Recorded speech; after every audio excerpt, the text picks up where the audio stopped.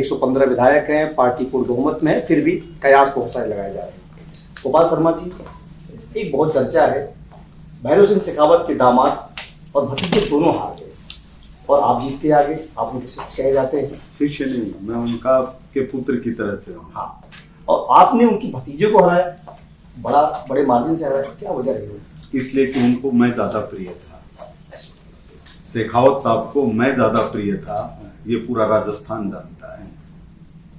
तो आप बता दीजिए जरा कि मुख्यमंत्री की रेस में कौन कौन लोग शामिल हैं, कौन हो सकता है आपके दिल के हिसाब से, मन के हिसाब से? देखिए, इसमें ये है कि हम सब लोग प्रधानमंत्री आदरणीय नरेंद्र मोदी जी के नाम पर चुनाव जीत करके आए हैं, तो कौन मुख्यमंत्री होगा, इसके लिए ये इतना बड़ा विषय है कि वो संगठन से हमारे राष्ट्रीय अध्यक्ष हैं जगत प्रकाश नड्डा जी और बड़े बड़े नेता लोग हैं, और चूंकि भारतीय जनता पार्टी एक लोकतांत्रिक पार्टी है जिसमें एक सामान्य परिवार का व्यक्ति प्रधानमंत्री हो सकता है, सामान्य परिवार के लोग मुख्यमंत्री हो सकते हैं, तो वो पूरा विचार विमर्श करके, और कल आ ही रहे हैं पर्यवेक्षक, कल आ जाएंगे?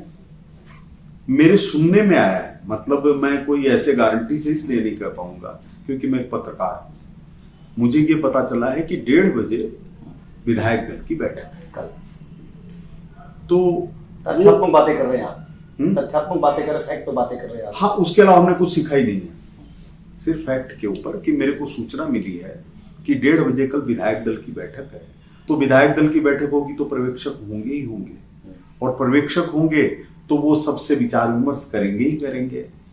तो अपना विचार तो स्पष्ट है कि हम लोग जिनके नाम के ऊपर जीत करके आए हैं और जिसका अर्थ ये निकला है, आप देखिए, राम छ, यानी राम छ, अपने ढूंढाड़ी के अंदर राम छ का मतलब होता है राम है।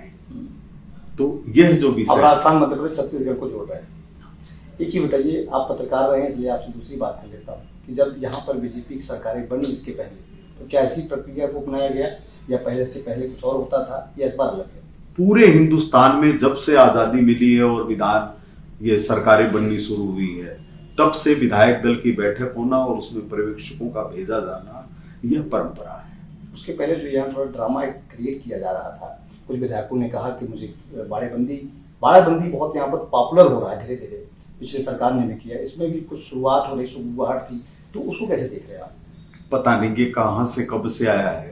राजस्थान के अंदर तो न तो कभी बाड़ाबंदी सफल हुई है और न उसकी जरूरत पड़नी चाहिए, और न होगी, और कर लें तो और आपस में लोग विचार विमर्श करते रहेंगे, क्या दिक्कत है इसके अंदर?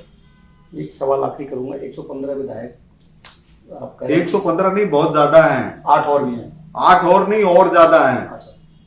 आधी कांग्रेस के विधायक ऐसे हैं जिनके मन के अंदर ये है कि कहां फंसे हुए हैं हम। आ सकते हो ये बीजेपी, आ सकते हैं क्या? हो सकता है कि ऐसा हो भी जाए, क्योंकि 5 साल कैसे मन लगेगा जहां उनका मन ही नहीं लग रहा है कि हम कहां फंस गए बिना मतलब। आधी कांग्रेस, मैं तो प्रमाणिक तथ्य मतलब उसके साथ कह रहा हूं कि कांग्रेस जर्जर हो चुकी है, टाइटनिक डूब रहा था, तो कई लोग भागना शुरू कर चुके थे। तो आपको कहां देखें सरकार में? मन में आपके भी होंगे कुछ तो सपने होंगे, हर आदमी कह रहा है कि कोई विधायक मुख्यमंत्री बन सकता है। देखिए, मैं ट्रेनी जर्नलिस्ट से शुरू हुआ था और कभी मन के अंदर ये कामना नहीं है कि ये चीज मिलने से ये होता है।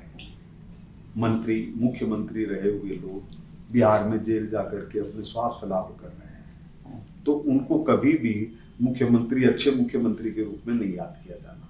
और कई हमारे आदर्श ऐसे हैं जो बिना किसी पद के, बिना किसी मंत्री के, बिना मुख्यमंत्री के, पंडित दीनदयाल जी उपाध्याय, लोकनायक जयप्रकाश नारायण जैसे हमारी आंखों में बसे हैं। आपको कहाँ देखा जाए? मेरा आखिरी सवाल आपसे।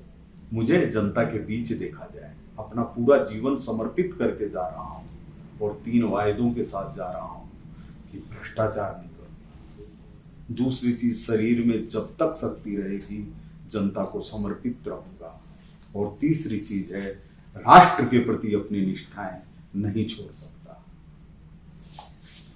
तो ये थे हमारे साथ गोपाल शर्मा जी, जो सिविल लाइन्स से विधानसभा चुनाव जीत करके आए हैं भी, और कल संभावित जैसे बता रहे हैं कि बैठक होगी, उसमें मुख्यमंत्री का नाम आएगा और तमाम चीज़ें होंगी जो हमेशा होती रही हैं उसी तरीके से होंगी। एबीपी लाइव में संतोष कुमार पांडे, जयपुर।